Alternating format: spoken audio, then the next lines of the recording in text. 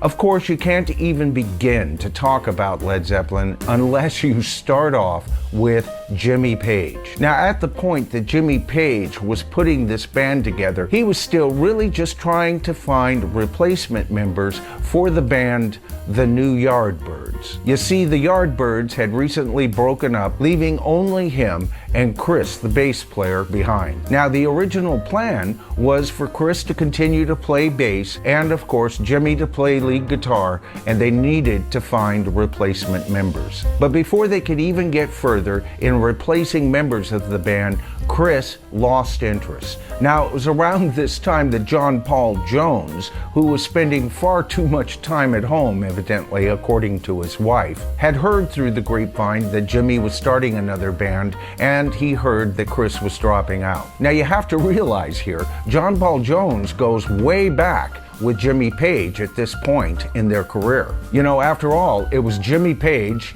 John Paul Jones, and two other musicians that were pretty much responsible for being on more English records than the Beatles themselves. By the time Jimmy Page was 19, he was a seasoned session player. So when in 1968, Jimmy Page and John Paul Jones decided to hook up, this future band was assured of two of the best players that any band could possibly hope for. Now, it's around this time that Jimmy let it slip he's looking for a new lead vocalist. Now, Jimmy Page was interested in several vocalists at this time, but they were unavailable, although interested, one giving him the name of one Robert Plant. Now, it's at this point that Jimmy goes and sees Robert perform.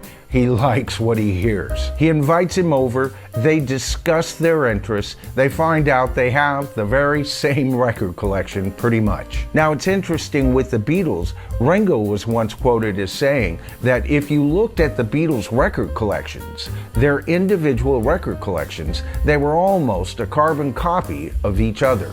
And you know, I think this is important when you're creating a band. It's important that the band members have solid backgrounds and similar tastes so the sound of the band can naturally evolve. Well, with Robert Plant on board, of course, Robert is the one who introduces Jimmy to Mr. John Bonham. Now, all of the members of Led Zeppelin over the years have said those very first sessions that they got together, there was just a connection. They just seem to have the ability to follow each other, and the importance of this cannot be understated. Now, that leads me to an interesting point here. You see, John Bonham, his style is that he played more with the guitar player than he did with, say, the bass player. A common approach in most bands is to nail the bass player and the drummer together. They are the rhythm section.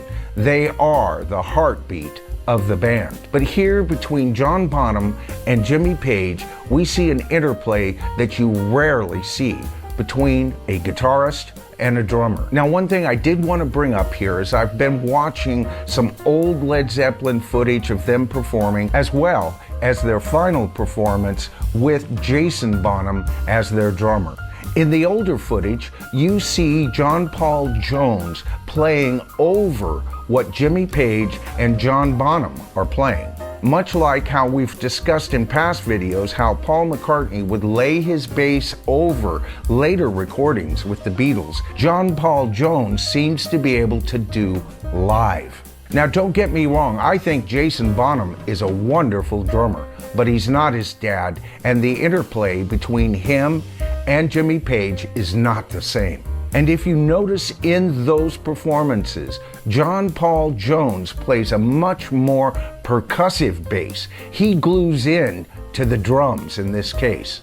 And if there is a difference in sound between true Led Zeppelin, John Bonham Led Zeppelin, and the Led Zeppelin that plays with his son, it is this sound difference that I hear. Now, John Paul Jones wasn't just good at doing this live, he is also, in my opinion, Led Zeppelin's secret weapon. He's like a shortstop on a baseball team. He has to run a little, he has to catch, he has got to be able to throw, and he's also got to be able to run a runner down. And really, isn't that his part in Led Zeppelin? Of course, as a musician who plays several instruments, this came in handy. And of course, his ability to orchestrate behind what Jimmy Page and Robert Plant wrote was amazing. In fact, himself, quite the composer, all on his own. Now you couple that with the power of Robert Plant's voice, his ability to not only be able to sing good, hard rock, but to soften his voice and really add emotion to some of the softer ballads of Led Zeppelin only is icing on the cake. And the band without a real lyricist at the point, it was Robert Plant that kinda took up the mantle in that regard. And of course, when Robert Plant and Jimmy Page wrote, we got some great songs. Now the band was also fortunate because they would need a producer. Well, guess who was paying attention when he was a session player throughout those years? Jimmy Page. He was watching how they treated the musicians in the studio, and he was taking careful notes on exactly how they achieved the sounds that they finally produced on a particular record.